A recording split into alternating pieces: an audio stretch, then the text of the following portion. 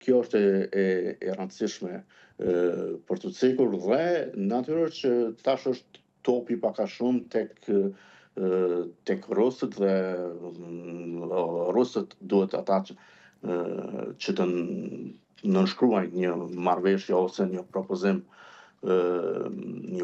diplomatik, siç e tha dhe zoti Bilali, e vërtet që duke u pasur parasysh doktrina historike e rusëve, e KGB-s, e karakterit sovjetik në të kaluarën,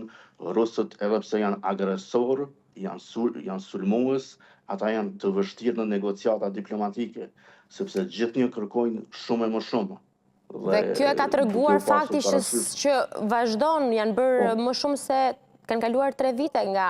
pushtimi, nga lufta në Ukrainë. Kanë kaluar 3 vite dhe sidomos 4 regionet e okupuara ruse ose Krimea, që të njihet edhe rusët kërkojnë që të njihet edhe nga Amerika, dhe kjo është Zaporizhia e tjera. Dhe kjo është diçka e vërtet që Rusia e ka në kontekstin historik të diplomacisë, qysh nga kohën e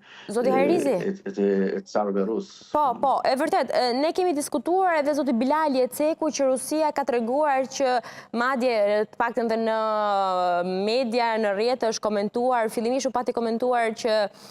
Trump është ka një lloj misie me Putin, më pas u ndryshua, u tha që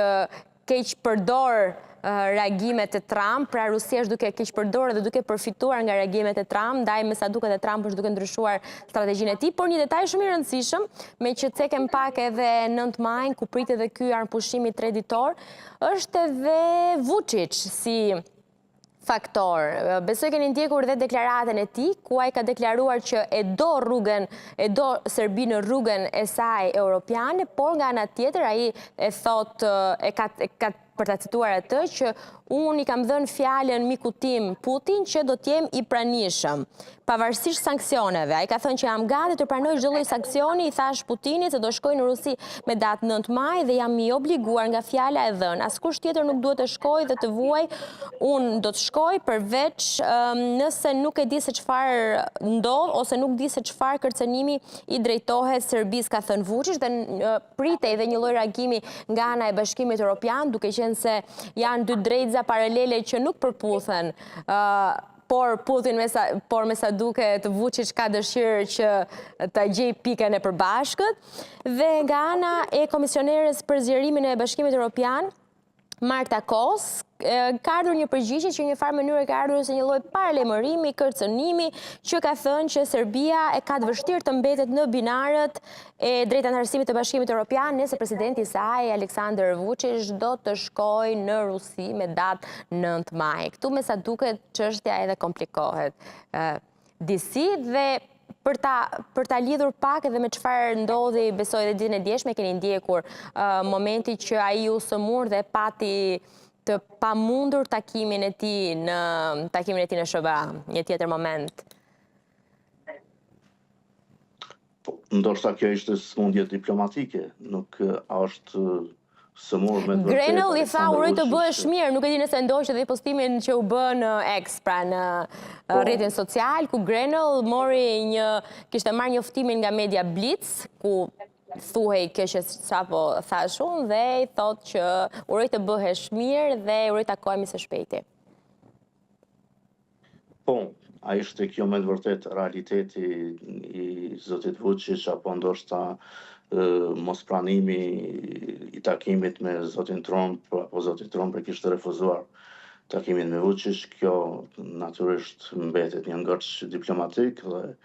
nuk është se i besohet shumë presidentit serb, mirë po e vërteta e kësaj ngjarje është se presidenti serb mund të jetë pjesë e vërtet me 9 maj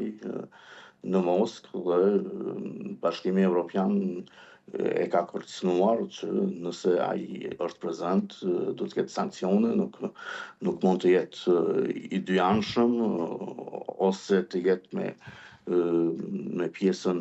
diplomatike të Bashkimit Evropian dhe me demokracitë evropiane, ose ose të shkëputet do t'jetë direkt me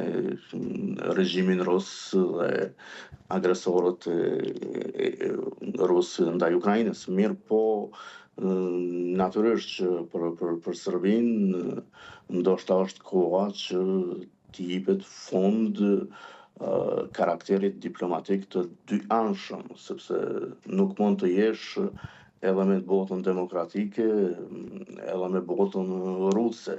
Edhe pse kjo i konvenon plotësisht një regjimi autoritar, siç është Serbia dhe presidenti Vučić, mirë po e vërtet se europianët ndoshta më në fund e kanë kuptuar lojën strategjike të Vučićit se nuk mund të jetë vëme për Rusin dhe regjimin e tij dhe njëkohësisht të kërkoj ndihma të BE-s dhe çësje strategjike të lartë dhe diplomatike me bashkimin Po, ai me sa duket i kërkon, nuk është se ai e kërkon dhe e ka bërë të qartë këtë gjën, që kjo gjë nuk ndikon as pak në rrugtimin e Serbisë në BE, është një rrugtim i rëndësishëm për të, por nga ana tjetër thotë që e kam dhënë fjalën dhe sigurisht do shkoj përtej sanksioneve, cilat ai në një farë mënyre i tregon edhe Bashkimit Evropian që e di që do dënohen, por jam i gatshëm t'i pranoj nëse sigurisht nuk ka një ndikim besoj të madh në rrugtimin e BE-s, e Serbisë në BE. Po natyrisht se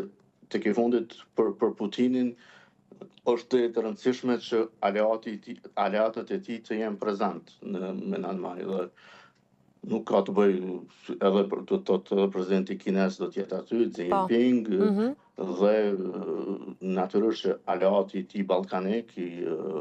Serbia, për Vladimir Putin është e rëndësishme për prezenca e tij.